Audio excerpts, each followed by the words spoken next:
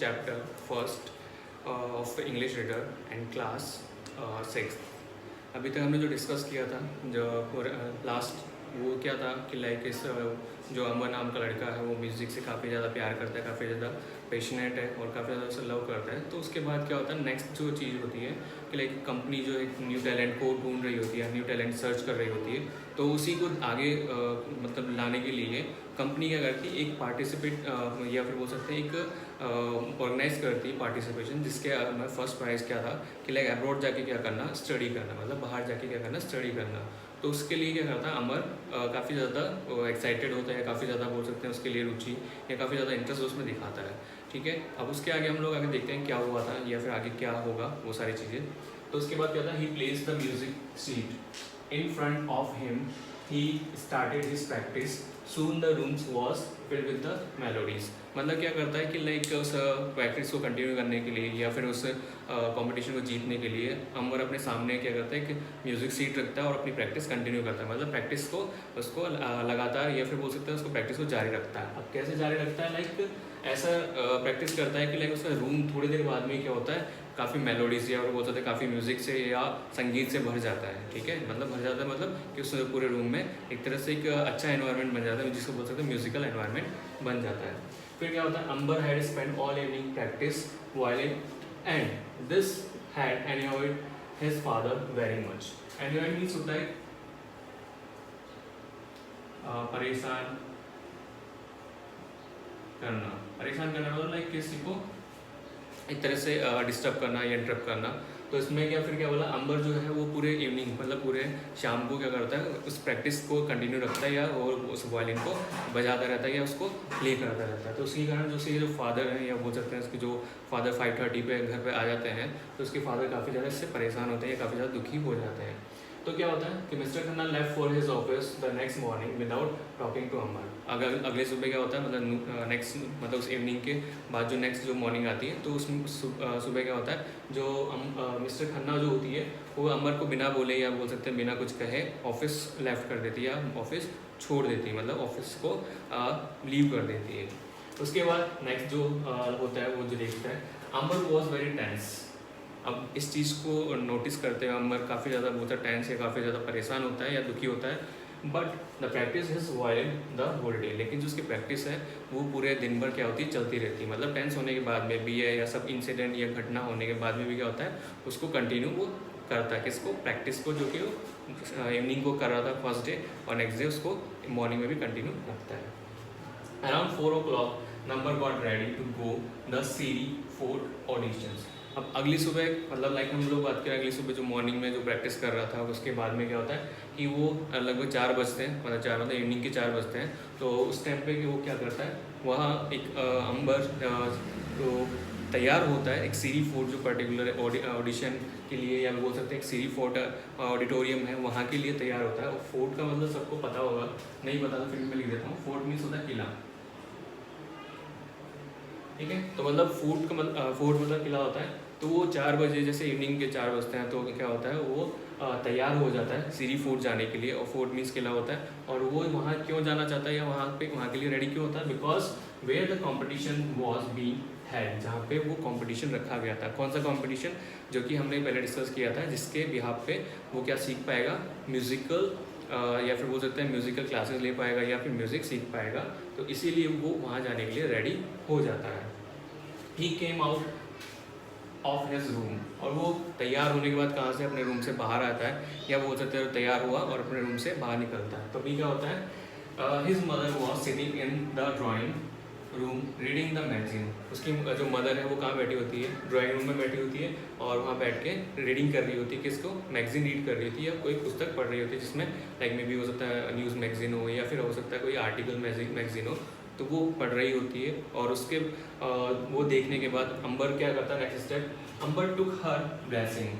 Blessing मतलब होता है आशीर्वाद। तो अंबर क्या करता है, अपनी मदर का आशीर्वाद या अपनी जो माँ जो होता है उसका आशीर्वाद लेता है। और एज यूजुअल आपने देखा होगा, जब हम लोग शुभ काम के लिए जाते हैं या फिर कोई बड़े काम के लिए बाहर जाते हैं, तो हम लोग बड़े जो एल्डर्स होते हैं उनकी क्या होता है, ब्लेसिंग लेते हैं या आशीर्वाद लेते हैं। तो वैसे सेम जो होता है वो क्या है, अपनी मदर से ब्लेसिंग लेता है और कहता है, and said, I am going माँ, best of luck dear, his mother wished him. मतलब जब वो अपने मदर से आशीर्वाद देता है तो उसके बाद में बोलता है कि माँ मैं जा रहा हूँ, तो उसकी मदर भी क्या करती है, उससे बोलती है बेस्ट ऑफ लक। नॉर्मल आपने देखा होगा कोई अच्छे काम के लिए जा रहा हो तो बेस्ट ऑफ लक या फिर गुड लक बोला जाता है, तो वैसे ही वो उसकी मदर भी उसे बोलती है बेस्ट ऑफ लक, और उसे ये बोलते हुए विश करती है या बोल सकते हैं कि कामना करती है कि वो उसमें सक्सेस हो या सफल हो जाए। Ambar waited hoping that his mother would go with him. अब अंबर क्या करता है, इतना सब करने के बाद में वेट कर रहा होता है कि हो सकता है उसकी मदर भी, या फिर हो सकता है उसकी मदर जो लाइक जिससे आशीर्वाद अभी लिया तो वो भी साथ में जाए या साथ में चले। मतलब कहने का मतलब वही कि एज वेल कि अच्छे काम के लिए जा रहा है या बड़े काम के लिए जा रहा हूँ तो मेरे साथ में कोई एल्डर या एक तरह से माँ का आशीर्वाद के साथ साथ माँ भी चले। तो next when he made no move to do he hesitated. Hesitated मतलब होता है, अगर हम लोग बात करें हेजिटेटेड का, झिझकना या बोल सकते हैं हिचकिचाना, सॉरी हिचकिचाना। और अगर हम लोग इसके बात करें कि लाइक हिचकिचाना या झिझक क्या होती है, जब हमें किसी चीज़ का डर लगता है या फिर हमको लगता है कि लाइक सामने वाला पर्सन गलत रिएक्ट करेगा या हमारे फेवर में रिएक्ट नहीं करेगा, तो वो क्या होता है, झिझकता है या डरता है कुछ कहने से या कुछ बोलने से। तो वैसे अंबर भी क्या है, क्योंकि उसकी मदर को भी पसंद नहीं था, उसके फादर को भी नहीं पसंद था सब चीज़ें म्यूज़िक वगैरह या वॉल्यूम बजाना, तो फिर उसने क्या है अपनी मदर से झिझकते हुए कहा, क्या कहा कि माँ कम इफ़ यू कैन, आप आ सकते हो अगर ना चाहो तो। मतलब कहने में ये कि वो क्या बोलता है मदर, क्योंकि उसे पता है मदर आ तो नहीं आएगी तो नहीं, लेकिन फिर भी क्या होता है मदर आप आ सकते हो, मतलब माँ आप आ सकते हो, आप आना चाहो तो। Even for a little while, even for a little while मतलब कि उसे पता है पहली बात तो आएंगी नहीं, और आएंगी भी तो कुछ टाइम के लिए आएगी। तो अंबर क्या बोलता है कि माँ आप आ सकते हो, तो चाहे थोड़ी देर के लिए आ जाओ, लेकिन थोड़ी देर के लिए आ जाओ, लेकिन आ जाओ।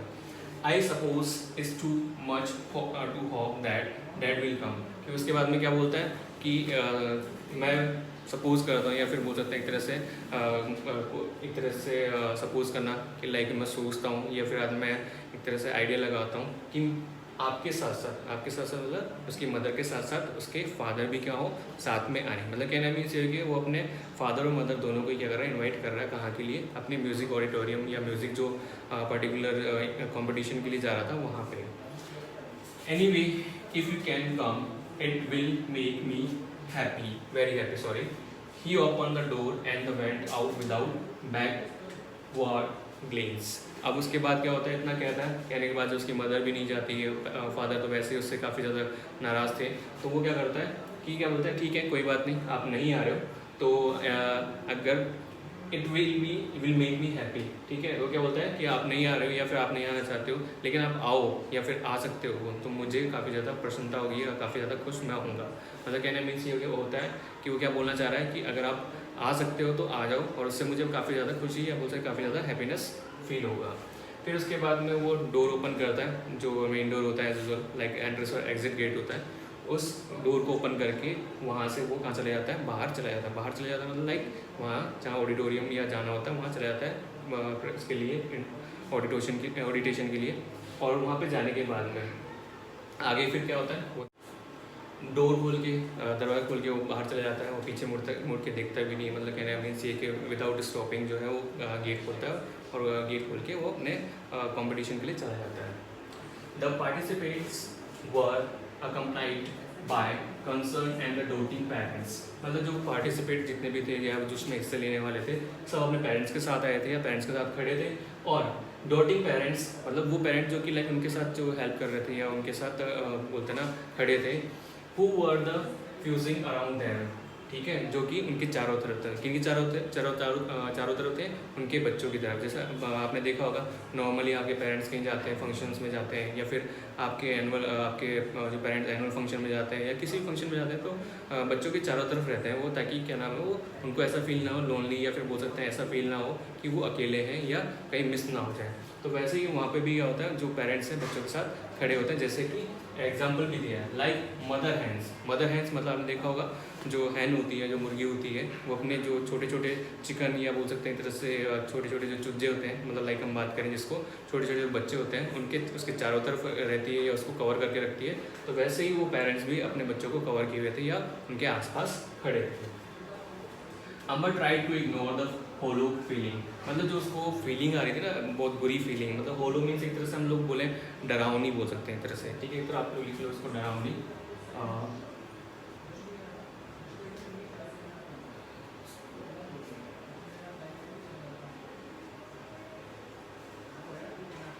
ओके, तो मतलब उसको क्या था, जो होलो फीलिंग आ रही थी या जो डरावनी एक तरह से बोल सकते हैं, एक डराने वाली जो फीलिंग आ रही थी इनसाइड हिज स्टमक। अब इस स्टमक के अंदर, स्टमक ऐसा तो कॉमन चीज़ है कि लाइक फीलिंग तो आती है कि लाइक पेरेंट्स के साथ नहीं है, सबके पेरेंट्स हैं, तो उस तरीके से। तो वो बोले कि इनसाइड हिज स्टमक, मतलब उसके पेट में जो उसको फीलिंग आ रही थी, मतलब पेट में तो क्या होता है एज यूजुअल, उसके अंदर से जो फीलिंग आ रही थी, तो वो फीलिंग को क्या करता है वो लाइक इग्नोर करता है, मतलब उसको अनदेखा करता है। And when state his music teacher to get some last minute tips, और उस सबको इग्नोर करते हुए वो कहाँ चला जाता है, अपने टीचर जो होता है, अपना जो अध्यापक जो बोलता था म्यूजिकल टीचर जो था या म्यूजिक टीचर जो था उसके पास चले जाता है। किस लिए?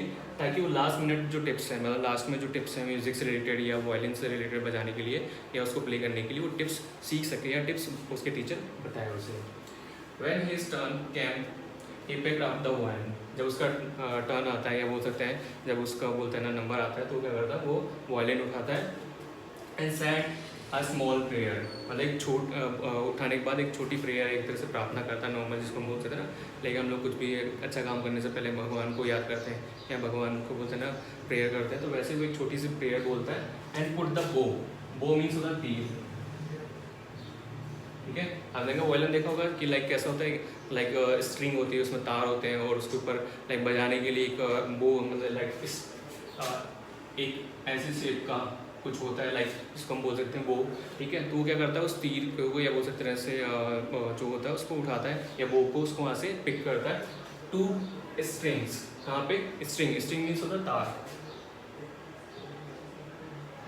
ठीक है। वो जो स्ट्रिंग्स मतलब जो तार होते हैं वहाँ पे वो लेके जाता है। And soon he forget everything around him, और थोड़ी देर बाद में या कुछ ही टाइम बाद में वो सब चीज़ें भूल जाता है जो उसके चारों तरफ हो रहा होता है, मतलब लाइक किसी के उसके पेरेंट्स नहीं आए और बाकी लोग जो खड़े हैं ऑडियंस वगैरह या बोल सकते हैं बाकी जो स्टूडेंट्स हैं उन सबको भूल जाता है। और ही प्लेड, और बजाना स्टार्ट कर देता है। All noise subsided and the hall was filled with the beautiful musical notes flowing from the Amber's violin।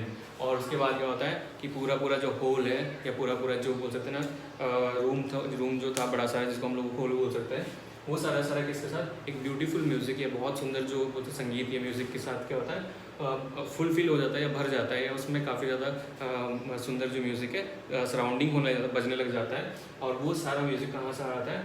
Flowing from the अम्बर्स violin, मतलब अंबर का जो वायलिन है या जो उसका जो म्यूजिकल इंस्ट्रूमेंट है उससे वो आ रहा होता है।